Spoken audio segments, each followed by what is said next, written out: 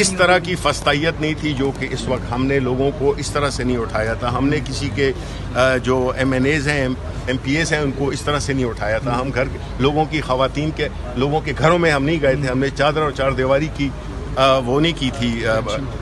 یہ جو ہے اس قسم کی جو چیزیں ہوئی ہیں, ہم نے 100-200 مقدمات نہیں بنائے تھے کسی بھی پارٹی کے لیڈر پہ, اور جو مقدمات چل رہے تھے وہ انہی دونوں نے آپس میں ایک دوسرے پہ بنائے ہوئے تھے. پیپلز پارٹی نے نون پہ, نون نے پیپلز پارٹی. اس مقدمات میں جو کرپشن کے تھے اس کو ہم نے بالکل جو ہمارا مینڈیٹ ہمیں دیا تھا کہ ہم نے اکاؤنٹیبلٹی کرنی ہے, ہم نے احتساب کرنا ہے, اور اس میں پھر یہ اپنے آپ کو کہتے ہیں کہ جی ہمیں تو پولیٹیکل وکٹمائزیشن ہوئی. وہ بھائی پولیٹیکل وہ کیسز دیکھو کہ وہ کس نے انسٹیٹیوٹ کیے تھے, کس نے کس کے خلاف کیے تھے, اس کی آگے اس کو کیا تھا. ہمارے دور میں ایک ہی وہ تھا شہباز شریف پہ منی لانڈرنگ کا 24 ارب روپے کا.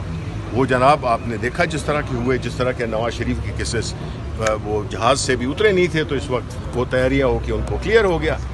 یہ آپ لوگوں کا پیسہ ہے, یہ ہمارا پیسہ ہے جو کہ لوٹا گیا, اس لیے اس کی حفاظت بھی آپ لوگوں نے کرنی ہے. اچھا, ہم نے کرنا. شبلی فراز صاحب یہ بتائیے گا کہ شیر افضل مروت کا اب پارٹی میں کیا سٹیٹس ہے؟ وہ واپس بھوک ہڑتال کیمپ بھی جوائن کیا ہے, اور دوسرا وہ کہتے ہیں کہ میرے پاس ایسی تھیوری ہے کہ اگر مجھے خان صاحب کی رہائی کے لیے کہا جائے تو میں کروا سکتا ہوں. یہ تھیوری کسی اور پاکستان تحریک انصاف کے رہنما کے پاس کیوں نہیں؟ دیکھیں, بات یہ ہے کہ جہاں تک کہ کا تعلق ہے, ہم پارٹی کے جو اندر کے جو مسائل ہیں, یا جو ہمارے پارٹی کے ایم این ایز ہیں, ایم پی ایز ہیں, ہم اس کی بات پبلک پہ نہیں کرتے ہیں, کیونکہ ہمارا پلیٹ فارم ہمارے پاس موجود ہے کور کمیٹی کی صورت میں, پولیٹیکل کمیٹی کی صورت میں.